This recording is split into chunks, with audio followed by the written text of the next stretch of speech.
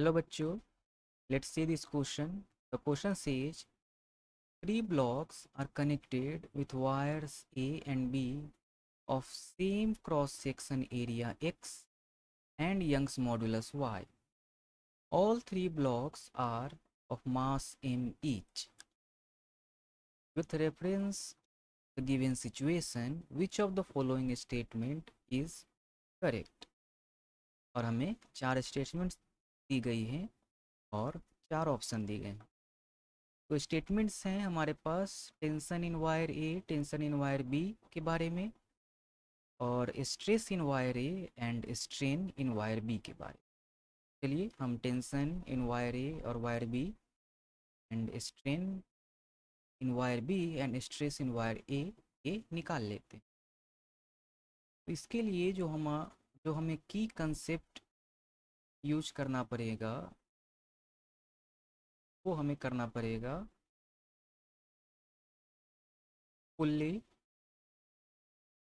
Block system terms motion और motion of pulley block system. तो चलिए इसके बारे में आगे डिस्कस करते हैं।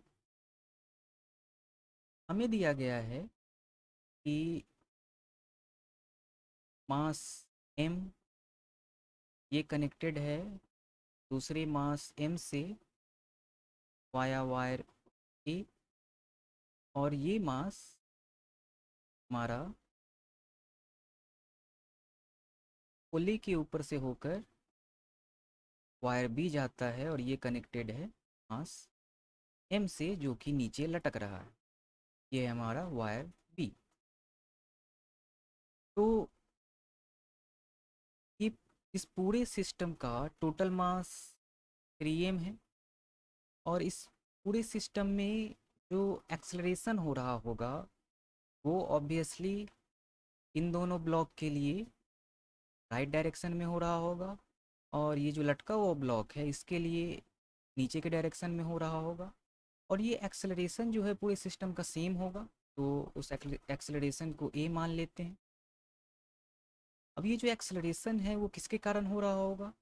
वो हो रहा होगा ये नीचे जो लटका ब्लॉक है इसके वेट के कारण। तो इसका वेट क्या है? इसका वेट है एम जी, जो कि नीचे लग रहा है ग्रेविटी के कारण, ग्रेविटेशनल फोर्स के कारण। तो हमारा इस पूरे सिस्टम पर जो नेट फोर्स है वो है एम जी, जिसके कारण एक्सेलरेशन हो रहा है, और सिस्टम का टोटल मास है 3m। तो यहाँ से जो एक्सेलरेशन ऑफ द सिस्टम हो जाएगा ए, इसकी वैल्यू हो जाएगी force divided by total mass 3m। यहाँ से हमारा एक्सेलरेशन हो जाएगा M G divided bye 3m, और एक्सेलरेशन की वैल्यू हो जाएगी जी डिवाइडेड बाय 3।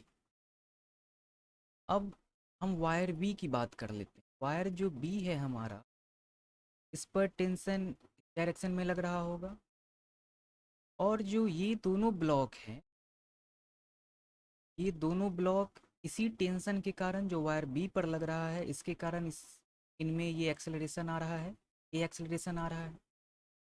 मेरे कहने का मतलब है कि ये हमारा मास m है, पहला मास, और ये हमारा मास दूसरा मास मास b है। ये दोनों कनेक्टेड है a से, और ये कनेक्टेड है हमारा वायर b। तो वायर b पर जो टेंशन है इसी टेंशन के कारण ये दोनों ब्लॉक a एक्सेलरेशन से मूव कर रहे हैं राइट डायरेक्शन में। तो जो हमारा टेंशन होगा T, ये इक्वल होगा टोटल मास जो कि हो गया m plus m 2m multiplied by acceleration A, और एक्सेलरेशन ए हमारा क्या है g डिवाइडेड बाई 3। तो यहाँ से हमारा टेंशन इसे मार्क कर लेते हैं, tension in wire B, tension in wire B ये हमारा हो जाएगा 2mg डिवाइडेड बाय 3। इसी कंसेप्ट का यूज करके हम टेंशन इन मास ए ये निकाल लेंगे। मास ए हमारा ये है ऐसे, और इस पर टेंशन इन वायर ए, इसी के कारण इसमें एक्सेलरेशन ए है।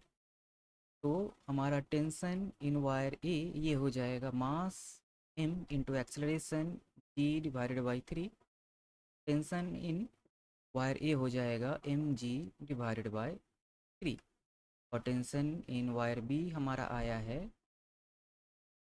2 mg डिवाइडेड बाई 3। तो स्ट्रेस इन वायर ए ये हमारा हो जाएगा tension in wire A divided by cross sectional area of wire A, और क्रॉस सेक्शनल एरिया हमें क्वेश्चन में दे रखा है x, ये हो जाएगा M G divided by 3 whole divided by x। तो यहाँ से स्ट्रेस इन वायर ए हमारा हो जाएगा M G divided by 3x। Similarly